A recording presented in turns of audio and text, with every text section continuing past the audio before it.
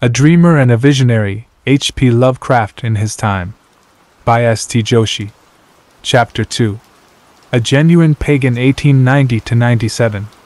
In April 1636, Roger Williams left the Massachusetts Bay Colony and headed south, settling first on the east bank of the Seekonk River and later, when Massachusetts asserted territorial rights to this region, on the west bank. He named this site Providence. Williams's immediate reason for seeking new territory was, of course, religious freedom. His own Baptist beliefs did not sit well with the Puritan theocracy of the Massachusetts Bay. The religious separatism present at the very birth of Rhode Island left a permanent legacy of political, economic, and social separatism in the state. Although Roger Williams had negotiated with the Indians for his plot of land at Providence, the native population of Rhode Island didn't fare so well thereafter. King Philip's War was devastating to both sides, but particularly to the Indians, Narragansetts, Wampanoags, Sakonets, and Nyantics, who were nearly wiped out, their pitiful remnants huddled together on a virtual reservation near Charlestown. The rebuilding of the white settlements that had been destroyed in Providence and elsewhere was slow but certain. From now on it would not be religious freedom or Indian warfare that would concern the white colonists, but economic development.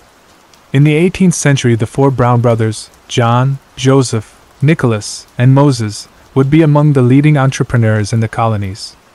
It is, however, a stain on Rhode Island's record that it was one of the leading slave trading states both before and just after the Revolution. Its many merchant vessels, some of them privateers, carting away hundreds of thousands of slaves, mostly from the West Indies. Relatively few ended up actually in Rhode Island. Most that did so worked on large plantations in the southern part of the state. Much to the chagrin of Lovecraft's Tory sentiments, Rhode Island was a spearhead of the Revolution, and people here were more united in favor of independence than in the other colonies. Stephen Hopkins, provincial governor of Rhode Island for much of the period between 1755 and 1768, was one of the signers of the Declaration of Independence. Separatist to the end, however, Rhode Island refused to send delegates to the Constitutional Convention and was the last of the 13 colonies to ratify the federal Constitution. Roger Williams had founded the Baptist Church in Rhode Island, the first in America, in 1638. For more than 2 centuries the state remained largely Baptist, but other sects came in over time. There were Quakers, Congregationalists, Unitarians, Episcopalians, Methodists, and other, smaller groups. A colony of Jews had been present since the 17th century, but their numbers were small and they were careful to assimilate with the Yankees. Roman Catholics began to be prominent only in the middle 19th century. Their numbers were augmented by successive waves of immigration, French Canadians during the Civil War, establishing themselves especially in the town of Woonsocket in the northeast corner of the state, Italians after 1890, settling in the Federal Hill area of Providence's west side, Portuguese shortly thereafter. It is disturbing, but sadly not surprising, to note the increasing social exclusiveness and scorn of foreigners developing among the old-time Yankees throughout the 19th century. The Know-Nothing Party, with its anti-foreign and anti-Catholic bias, dominated the state during the 1850s. Rhode Island remained politically conservative into the 1930s, and Lovecraft's entire family voted Republican throughout his lifetime. If Lovecraft voted at all, he also voted Republican almost uniformly until 1932. The state's leading paper, the Providence Journal, remains conservative to this day even though the state has been largely Democratic since the 1930s. Newport, on the southern end of Aquidneck Island, gained early ascendancy in what became Rhode Island, and Providence did not overtake it until after the Revolutionary War. By 1890, Providence was the only city of any significant size in the state.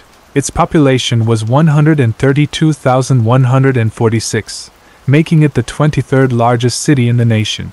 Its principal topographic features are its 7 hills and the Providence River, which divides at Fox Point and splits into the Seekonk River on the east and the Mashassuck River on the west.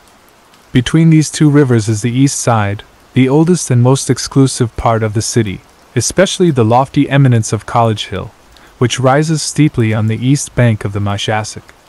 The area west of the Myshasuk is the west side, the downtown area, and a newer residential district. To the north lies the suburb of Pawtucket, to the northwest North Providence, to the southwest Cranston, and to the east, on the other side of the Seekonk, the suburbs of Seekonk and East Providence.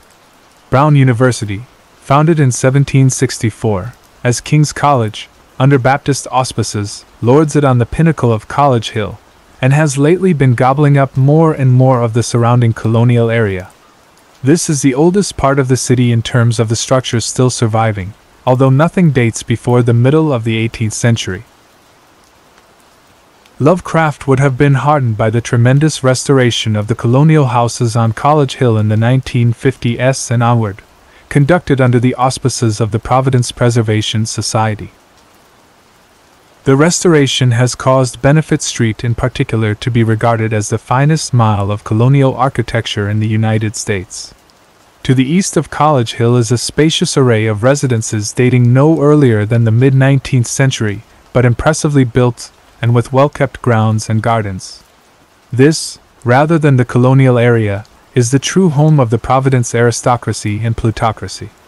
At the eastern edge of this area, running alongside the Seekonk River, is Blackstone Boulevard, whose luxurious homes are still the haven of old Yankee money.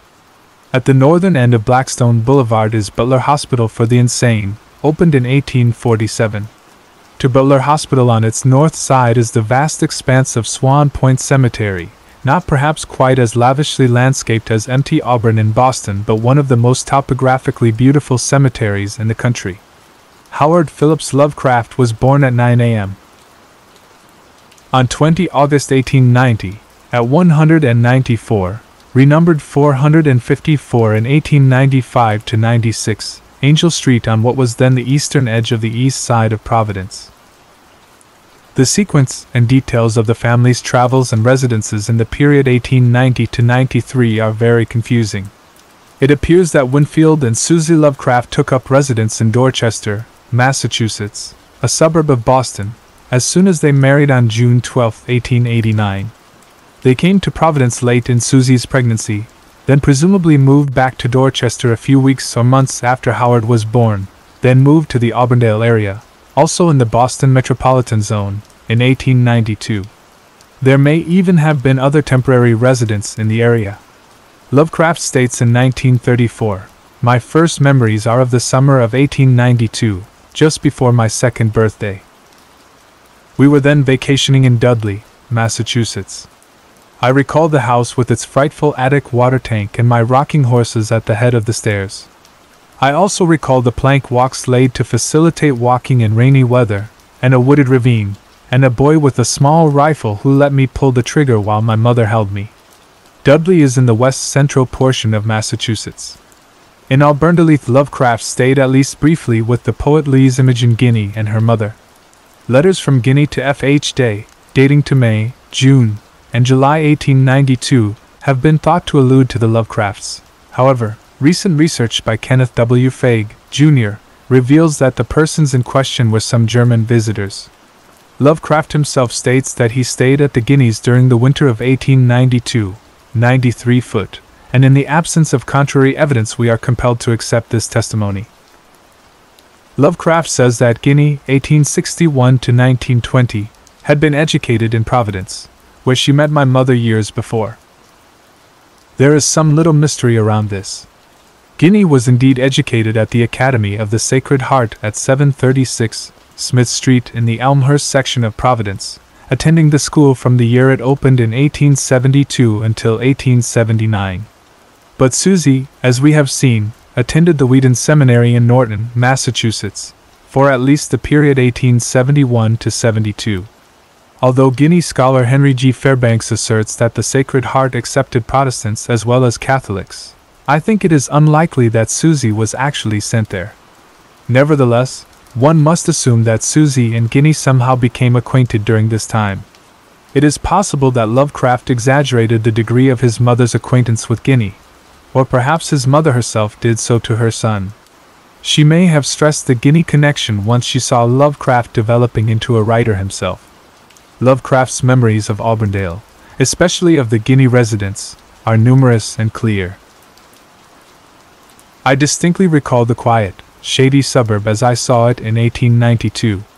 Miss Guinea kept a most extraordinary collection of St. Bernard dogs, all named after authors and poets. A shaggy gentleman by the classic name of Bronte was my particular favorite and companion, being ever in attendance on my chariot as my mother wheeled that vehicle through the streets and avenues. Bronte would permit me to place my fist in his mouth without biting me, and would snarl, protecting any stranger who approached me. Another memory Lovecraft had was the tableau of a railway bridge in the city. I can see myself as a child of 2, on the railway bridge at Auburndale, Massachusetts, looking across and downward at the business part of the town, and feeling the imminence of some wonder which I could neither describe nor fully conceive, and there has never been a subsequent hour of my life when kindred sensations have been absent. His first literary stirrings can be dated to this period. At the age of 2 I was a rapid talker, familiar with the alphabet from my blocks and picture books, and absolutely meter-mad. I could not read, but would repeat any poem of simple sort with unfaltering cadence. Mother Goose was my principal classic, and Miss Guinea would continually make me repeat parts of it, not that my rendition was necessarily notable, but because my age lent uniqueness to the performance. Guinea herself seems to have taken to the infant. She would repeatedly ask, "Whom do you love?" To which Lovecraft would pipe back, "Louise Imogen Guinea." Lovecraft had a brief encounter with a distinguished friend of Guinea's, Oliver Wendell Holmes, one of many fleeting brushes with established writers he would have throughout his life. Oliver Wendell Holmes came not infrequently to this Guinea's menage, and on one occasion, unremembered by the passenger, is said to have ridden the future Weird Tales disciple on his venerable knee. Holmes, 1809–94, was at this time very old, and was indeed a close friend of Guinea. No doubt he failed to remember for very long his meeting with the future master of weird fiction. Lovecraft's early residences and travels were, of course, dictated by his father's business. The latter's medical record lists him as a commercial traveler, and Lovecraft frequently affirms that his father's commercial interests kept him and his family in the Boston area during the period 1890–93. There is little reason to doubt Lovecraft when he says that my image of him is but vague. Winfield lived with his family for only the first 2.5 years of Lovecraft's life, and perhaps less than that if his business trips took him very far afield for long periods of time. The illness that struck Winfield Scott Lovecraft in April 1893 and forced him to remain in Butler Hospital in Providence until his death in July 1898 is worth examining in detail. The Butler Hospital medical record reads as follows. For a year he has shown obscure symptoms of mental disease, doing and saying strange things at times, has, also, grown pale and thin in flesh. He continued his business, however, until April 21st, when he broke down completely while stopping in Chicago.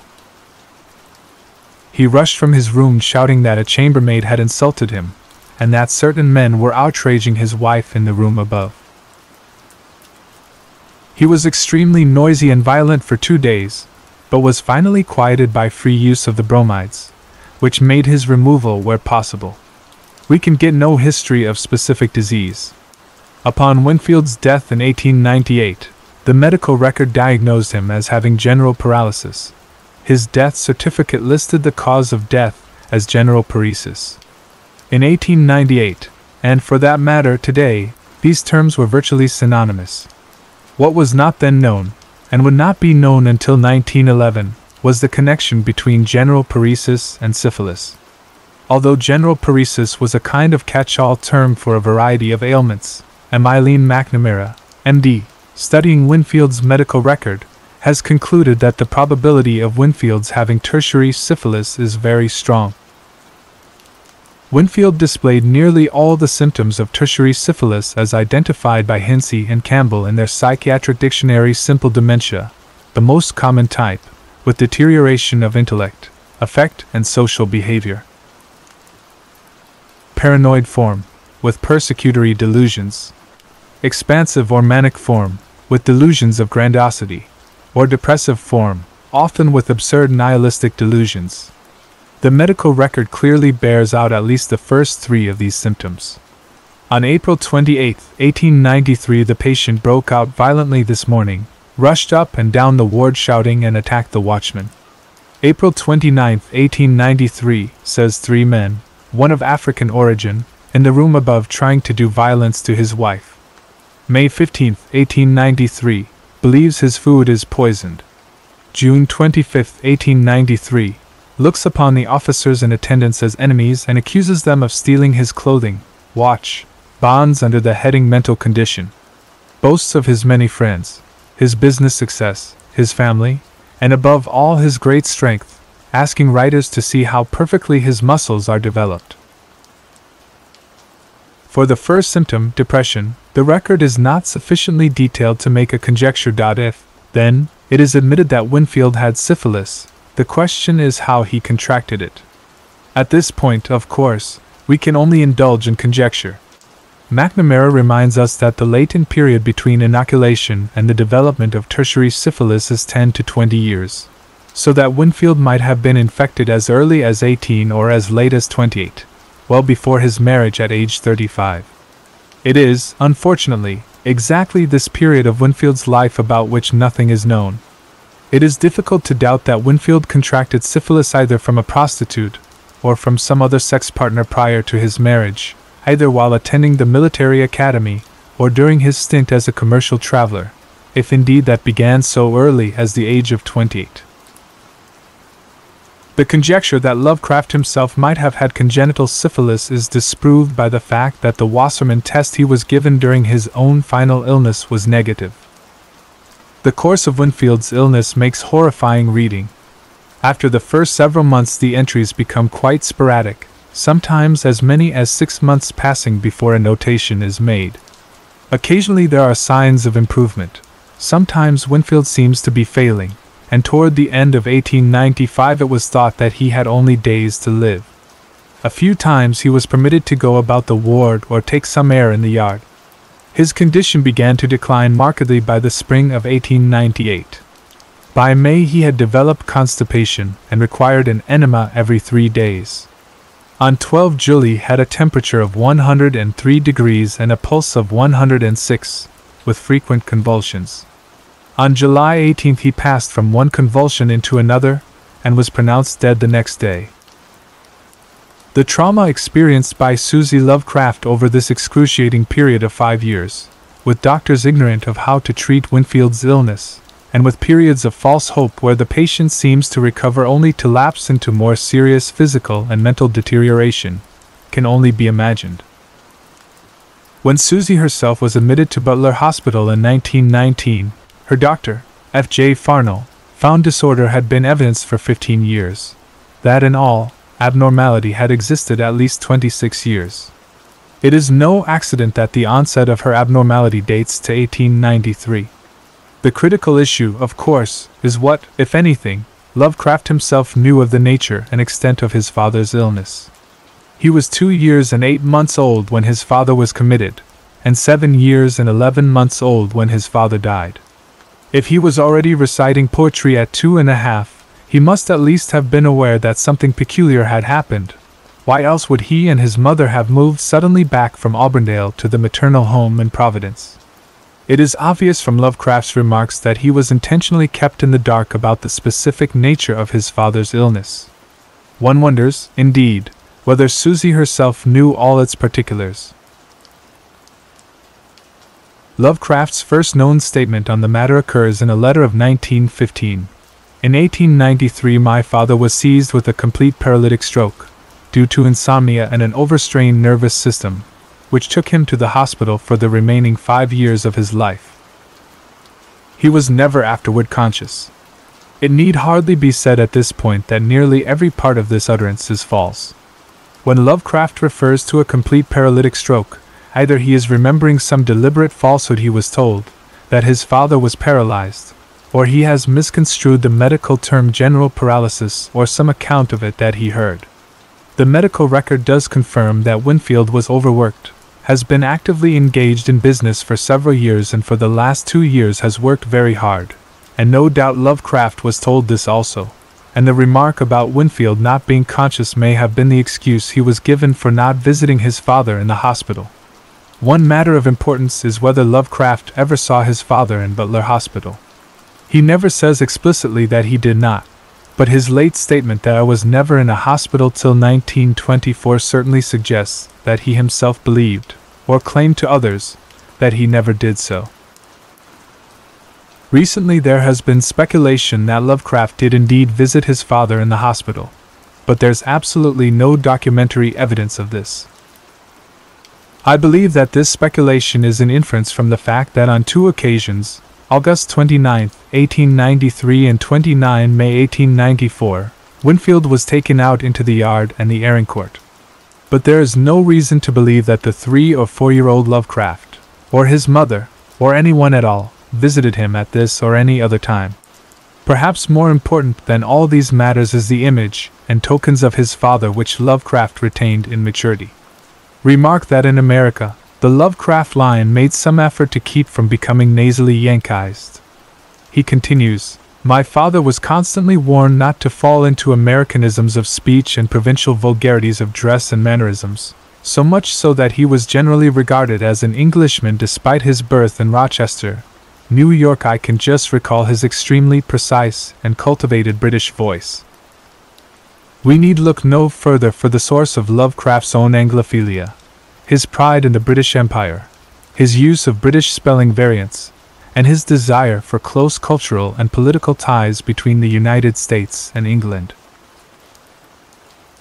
At about the age of 6, when my grandfather told me of the American Revolution, I shocked everyone by adopting a dissenting view. Grover Cleveland was Grandpa's ruler, but Her Majesty, Victoria, Queen of Great Britain and Ireland and Empress of India commanded my allegiance. "God save the Queen," was a stock phrase of mine.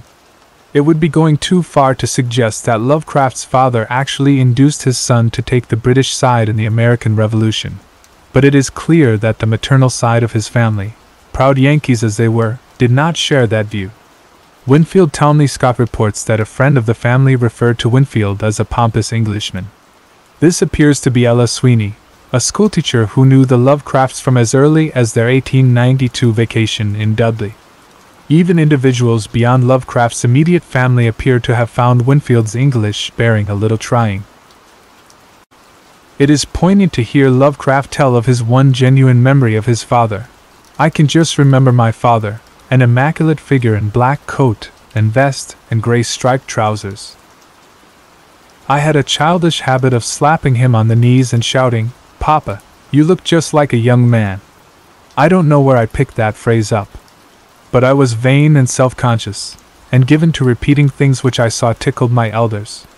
This litany of his father's clothing, his immaculate black morning coat and vest, ascot tie, and striped gray trousers, is found in an earlier letter, and Lovecraft adds touchingly, 'I have myself worn some of his old ascots and wing collars, left all too immaculate by his early illness and death.'" Winfield Scott Lovecraft was buried on July 21, 1898 in the Phillips Plot and Swan Point Cemetery, Providence. There is every reason to believe that young Howard attended this service. The mere fact that he was buried here is, as Kenneth W. Fagg has noted, a testimony to Whipple Phillips's generosity of heart, and perhaps even an indication that Whipple paid for Winfield's medical expenses. Winfield's estate was valued at $10,000 upon his death, and it is unlikely that it could have been so great if it had been used for full-time hospital costs for more than 5 years. The immediate effect of the hospitalization of Winfield Scott Lovecraft was to bring the 2.5-year-old Howard more closely than ever under the influence of his mother, his 2 aunts, both of whom, as yet unmarried, were still residing at 454 Angel Street, his grandmother Roby, and especially his grandfather Whipple. Naturally, his mother's influence was at the outset the dominant one. For his part, Whipple Van Buren Phillips proved to be an entirely satisfactory replacement for the father Lovecraft never knew. Lovecraft's simple statement that at this time, "my beloved grandfather became the center of my entire universe" is all we need to know. Whipple cured his grandson of his fear of the dark by daring him at the age of 5 to walk through a sequence of dark rooms at 454 Angel Street. He showed Lovecraft the art objects he brought from his travels to Europe. He wrote him letters when traveling on business, and he even recounted extemporaneous weird tales to the boy. And so, with Whipple virtually taking the place of his father, Howard and his mother seemed to lead a normal enough life. Indeed, with Whipple's finances still robust, Lovecraft had an idyllic and actually rather spoiled early childhood. He appears to have begun reading at the age of 4, and one of his earliest books appears to have been Grimm's fairy tales. The next year, he discovered a seminal book in his aesthetic development, The Arabian Nights. The book's effect upon Lovecraft was immediate and pronounced. How many dream Arabs have the Arabian Nights bred? I ought to know, since at the age of 5 I was one of them. I had not then encountered Greco-Roman myth, but found in Lang's Arabian Nights a gateway to glittering vistas of wonder and freedom. It was then that I invented for myself the name of Abdul Alhazard, and made my mother take me to all the Oriental curio shops and fit me up an Arabian corner in my room. Elsewhere, however, Lovecraft provides a different, and probably more accurate, account of the coining of the name Abdul Alhazard. I can't quite recall where I did get Abdul Alhazard. There is a dim recollection which associates it with a certain elder, the family lawyer, as it happens, but I can't remember whether I asked him to make up an Arabic name for me, or whether I merely asked him to criticize a choice I had otherwise made. The family lawyer was Albert A. Baker, who would be Lovecraft's legal guardian until 1911. His coinage, if indeed it was his, was a singularly infelicitous one from the point of view of Arabic grammar, since the result is a duplicated article, Abdul Alhazard. In any event, the name stuck. The Arabian Nights may not have definitively steered Lovecraft toward the realm of weird fiction, but it certainly did not impede his progress in that direction. Although only a relatively small proportion of tales are actually supernatural, there are abundant accounts of crypts, tombs, caves, deserted cities, and other elements that would form significant features in Lovecraft's imaginative landscape. What might have finally stacked the deck in favor of the weird for Lovecraft was his unexpected discovery of an edition of Coleridge's Rime of the Ancient Mariner illustrated by Gustave Doré, which he stumbled upon at the house of a friend of his family's at the age of 6. Here is the impression the poem, and the pictures, made upon a young Lovecraft fancy, the discovery of a great atlas-sized gift book leaning against the mantel and having on the cover gilt letters reading with illustrations by Gustave Doré. The title didn't matter, for I didn't know the dark, supernatural magic of the Doré pictures in our Dante and Milton at home. I opened the book, and behold a hellish picture of a corpse ship with ragged sails under a waning moon. I turn a page, God. A spectral, half-transparent ship on whose deck a corpse and a skeleton play at dice. By this time I am flat on the bearskin rug and ready to thumb through the whole book, of which I've never heard before.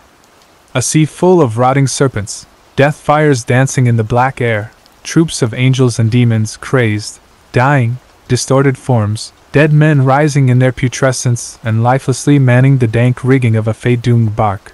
Who could resist such a spell?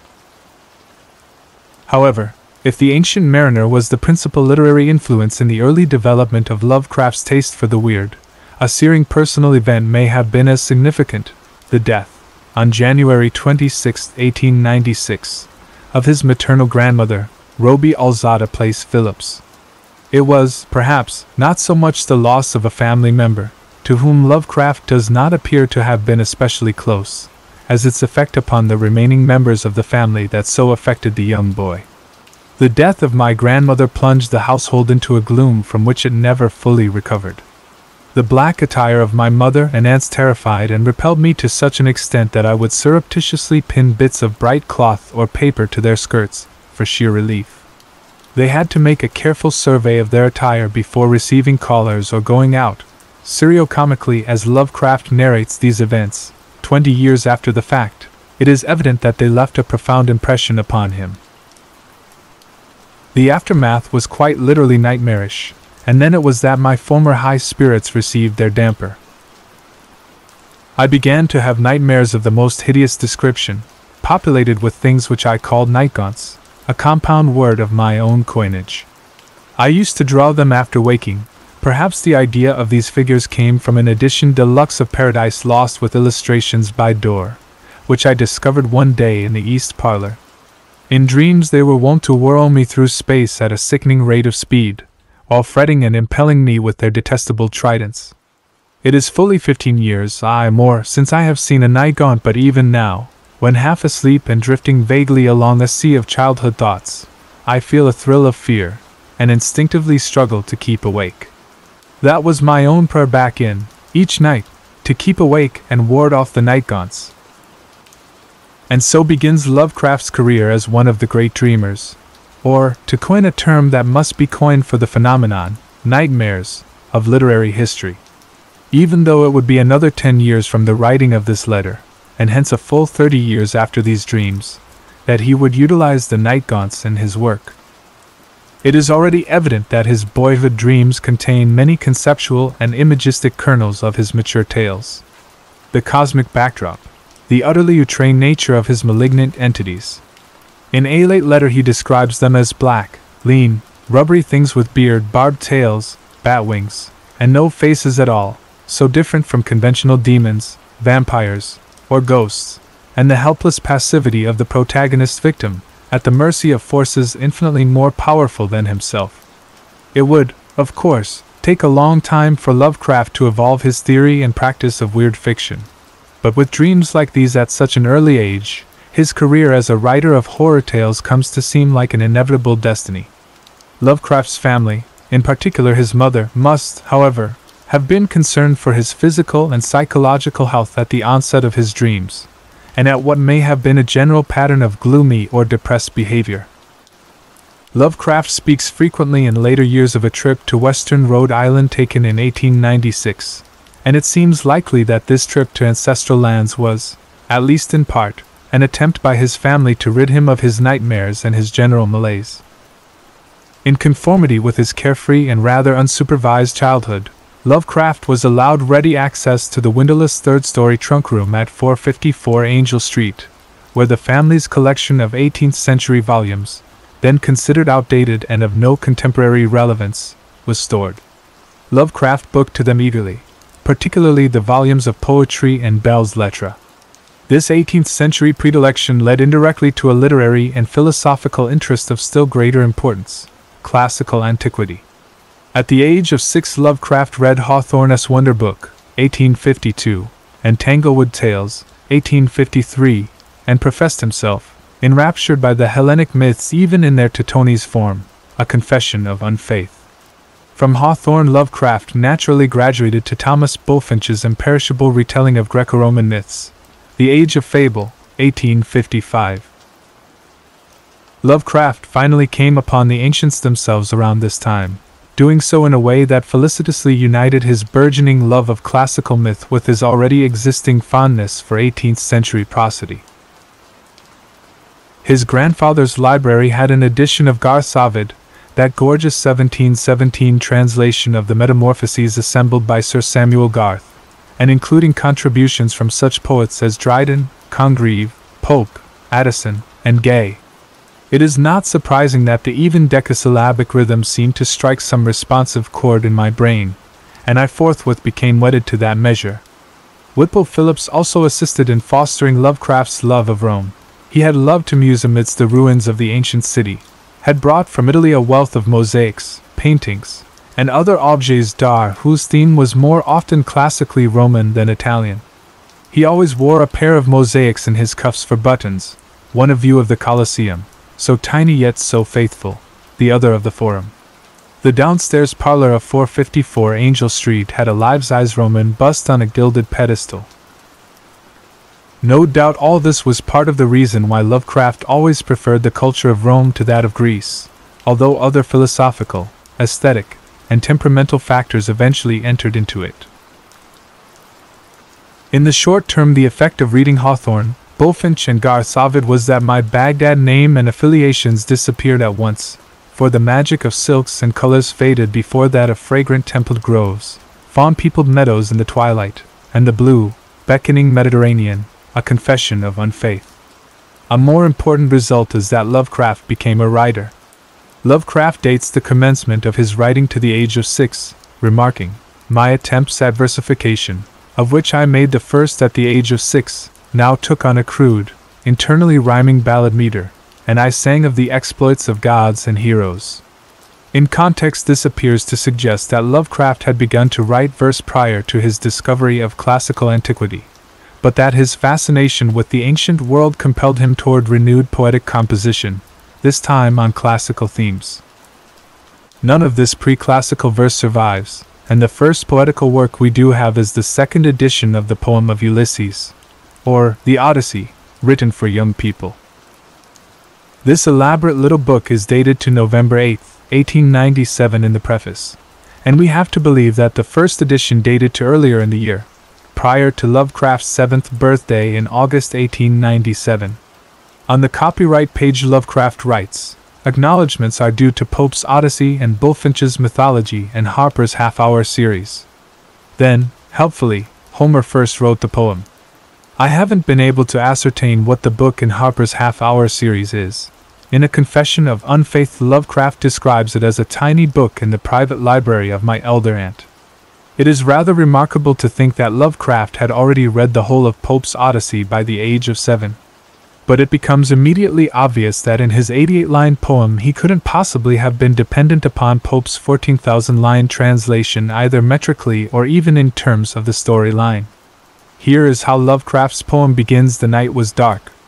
O readers, hark, and see Ulysses' fleet. From trumpets sound back homeward bound. He hopes his spouse to greet." This is certainly not Pope. Rather, the meter is clearly adapted from Coleridge's Ancient Mariner. In 1926, Lovecraft remarked that, "My 6-year-old verse was pretty bad, and I had recited enough poetry to know that it was so." What helped him to improve his prosody was very careful study of Abner Alden's The Reader, 1797, which he declares wore so utterly and absolutely the very thing I had been looking for, that I attacked it with almost savage violence. After a month or so, he produced the poem of Ulysses. If nothing else, the work is a remarkable example of concision. 88 lines. Lovecraft has compressed the 12,000 lines of Homer's Odyssey. Lovecraft achieves this compression by deftly omitting relatively inessential portions of the story, in particular, the entire first 4 books. The Adventures of Telemachus, and perhaps surprisingly, Book 11, The Descent into Hades, and more importantly, by retelling the entire story in chronological sequence. From Odysseus's sailing from Troy to his final return home to Ithaca, rather than in the elaborately convoluted way in which Homer's Odyssey narrates his adventures. According to various catalogues of works found at the rear of Lovecraft's juvenile writings, Lovecraft wrote similar paraphrases of the Iliad and Aeneid, as well as items called mythology for the young.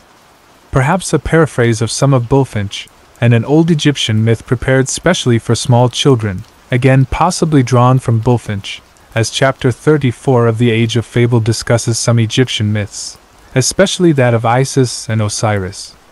Classical antiquity was, however, more than a literary experience for Lovecraft. It was both a personal and even a quasi-religious one. In 1897–99 he pored over the classical relics of the Museum of the Rhode Island School of Design, the college situated at the foot of College Hill, mostly along Benefit Street, and shortly afterward became familiar with other classical art museums in Providence and Boston. The result was an infatuation with the classical world and then a kind of religious epiphany. Let Lovecraft tell it in his own inimitable way. When about 7 or 8 I was a genuine pagan, so intoxicated with the beauty of Greece that I acquired a half-sincere belief in the old gods and nature spirits. I have in literal truth built altars to Pan, Apollo, Diana, and Athena, and have watched for dryads and satyrs in the woods and fields at dusk.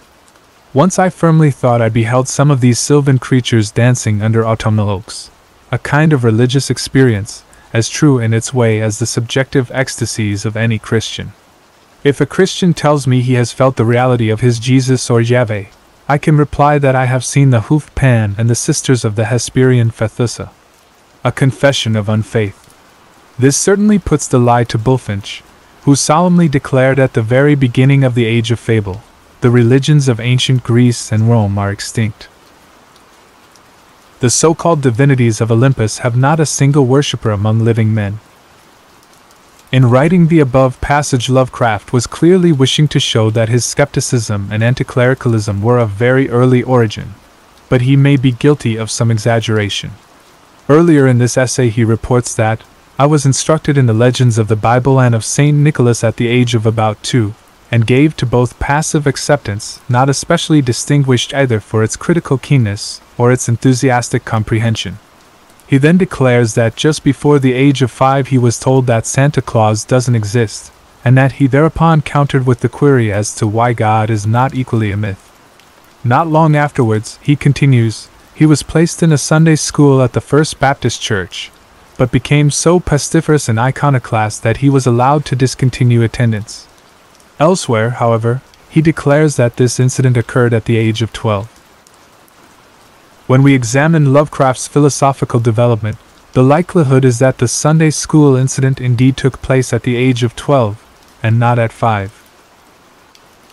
By the age of 7 Lovecraft had already begun to read, began to write poetry and prose nonfiction, and gained what would prove to be a lifelong love of England and of the past. But his imaginative appetite was not complete, for he claims that in the winter of 1896 yet another interest emerged, the theatre. The first play he saw was one of Denman Thompson's minor efforts, The Sunshine of Paradise Alley, which featured a slum scene that fascinated him. Shortly thereafter he was enjoying the well-made plays of Henry Arthur Jones and Arthur Wing Pinero. But the next year's taste was improved by seeing his first Shakespearean play, Cymbeline, at the Providence Opera House. He set up a little toy theater in his room, hand-painted the scenery, and played Cymbeline for weeks. Lovecraft's interest in drama continued sporadically for at least the next 15 to 20 years.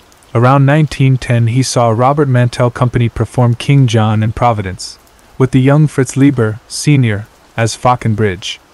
Lovecraft was also a very early enthusiast of film, and throughout his life we will find selected films influencing some of his most significant writing.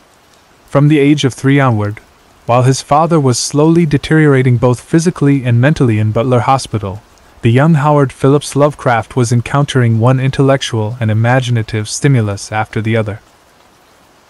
First the colonial antiquities of Providence, then Grimm's fairy tales, then the Arabian Nights, then Coleridge's Ancient Mariner, the 18th century belles lettres, then the theatre and Shakespeare, and finally Hawthorne, Bulfinch, and the classical world. It is a remarkable sequence, and many of these stimuli would be of lifelong duration. But there remained one further influence that would definitely turn Lovecraft into the man and writer we know. Then I struck Edgar Allan Poe. It was my downfall, and at the age of 8 I saw the blue firmament of Argos and Sicily darkened by themiasmal exhalations of the tomb. End of chapter 2.